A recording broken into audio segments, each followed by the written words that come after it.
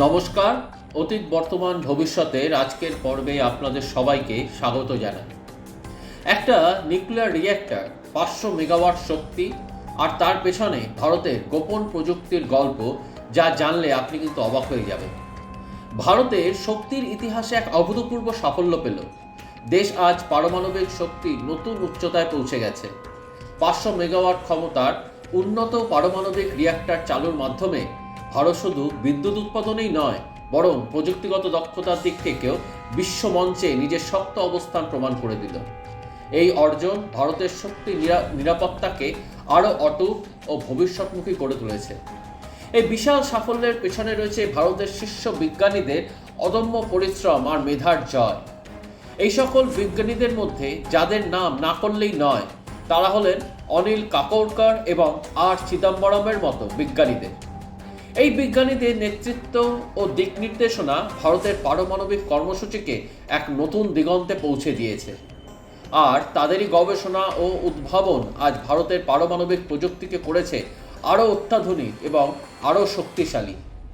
এই 500 মেগাওয়াট রিঅ্যাক্টরটি মূলত ভাবা অ্যাটমিক রিসার্চ সেন্টার এবং nuclear power corporation of India limited এর যৌথ উদ্যোগের ফলাফল, যা ভারতের নিজস্ব প্রযুক্তি, অর্থাৎ পুরোপুরি কিন্তু ইন্ডিজিনাস প্রযুক্তিতে তৈরি।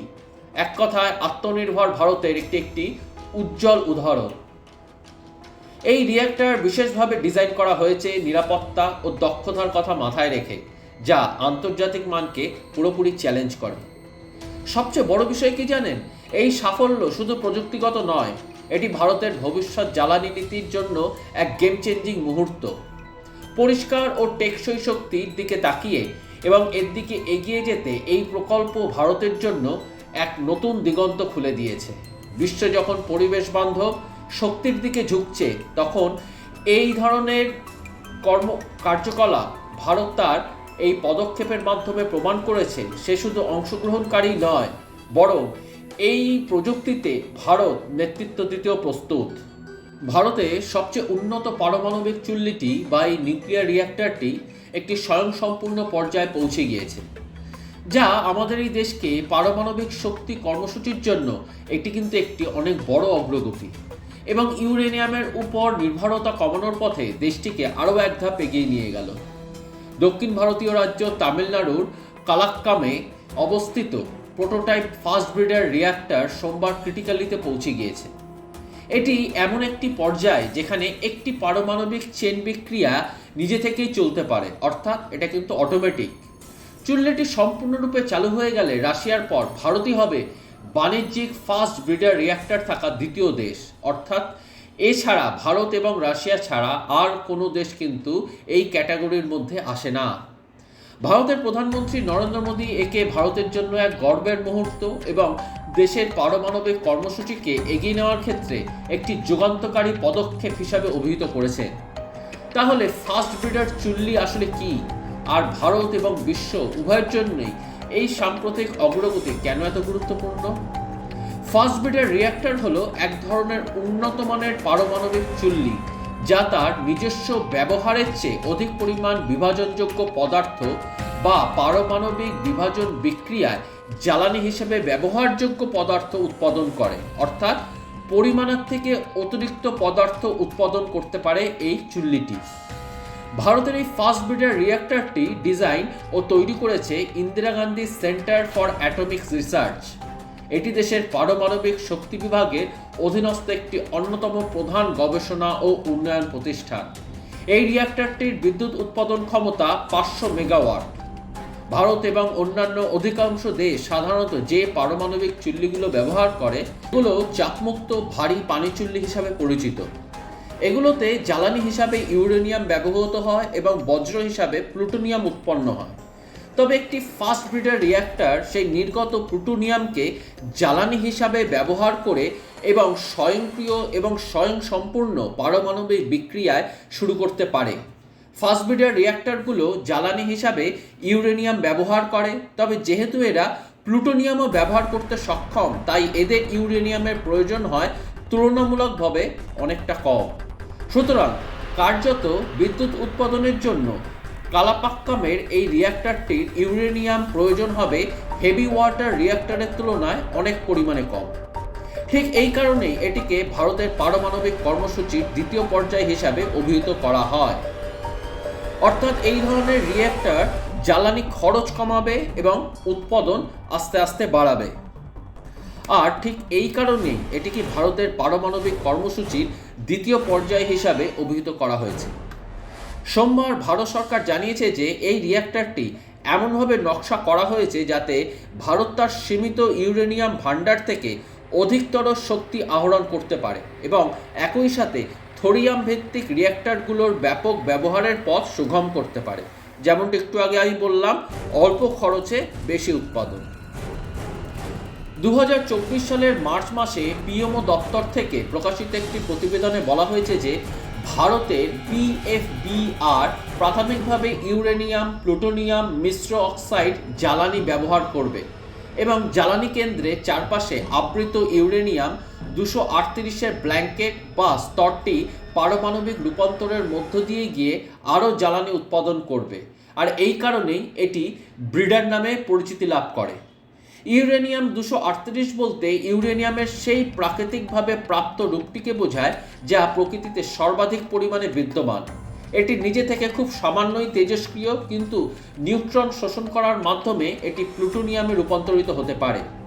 যেহেতু এটি প্রথম ধাপের ব্যবহৃত জ্বালানি ব্যবহার করে, তাই এফবিআর বা ফাস্ট ব্রিডার রিঅ্যাক্টর পারমাণবিক বজ্রের পরিমাণ উল্লেখযোগ্যভাবে কমিয়ে আনার ক্ষেত্রেও এক বিশাল সুবিধা প্রদান করে, যার ফলে বিশাল আকারের ভূগর্ভস্থ বজ্র নিষ্কাশন কেন্দ্রর প্রয়োজনীয়তা এড়ানো কিন্তু সম্ভব হয়।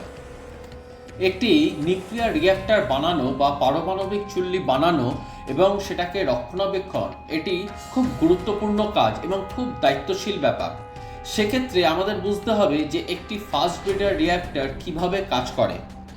এক্ষেত্রে বার্মিংহ্যাম বিশ্ববিদ্যালয়ের পারমাণবিক পদার্থবিজ্ঞান ও পারমাণবিক শক্তি বিষয়ক অধ্যাপক পল নরম্যান আল জাজিরাকে জানান যে যেমনটি ভারতের প্রধানমন্ত্রীর কার্যালয় তাদের প্রতিবেদনে উল্লেখ করেছে, ফাস্ট ব্রিডার রিঅ্যাক্টরগুলো প্লুটোনিয়াম ও ইউরেনিয়াম উভয়কেই কিন্তু ব্যবহার করে।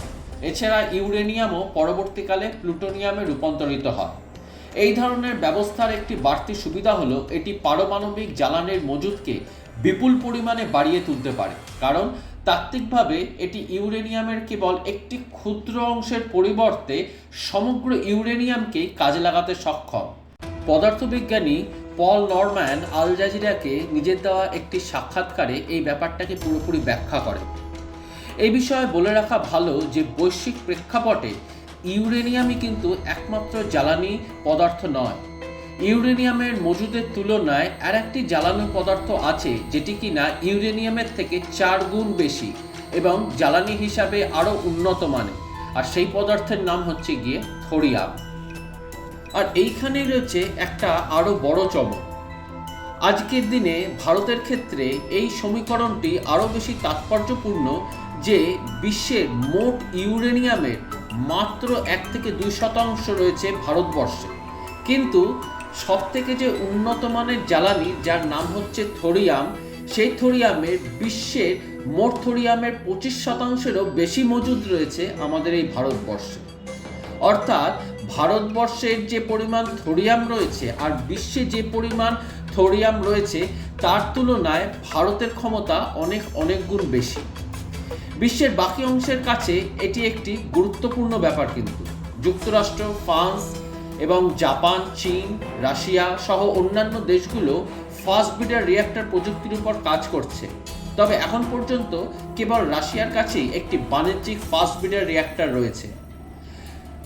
পদার্থবিজ্ঞানী পল নরম্যান আরও উল্লেখ করেন যে রিঅ্যাক্টরের উপকরণ, জ্বালানি পুনরায় প্রক্রিয়াজাতকরণ এবং পুরো প্রক্রিয়ায় অর্থনৈতিক দিক সংক্রান্ত বিভিন্ন চ্যালেঞ্জ প্রায়শই এ ধরনের ব্যবস্থার বৃহৎ পরিসরে বাস্তবায়নকে বাধাগ্রস্ত করে।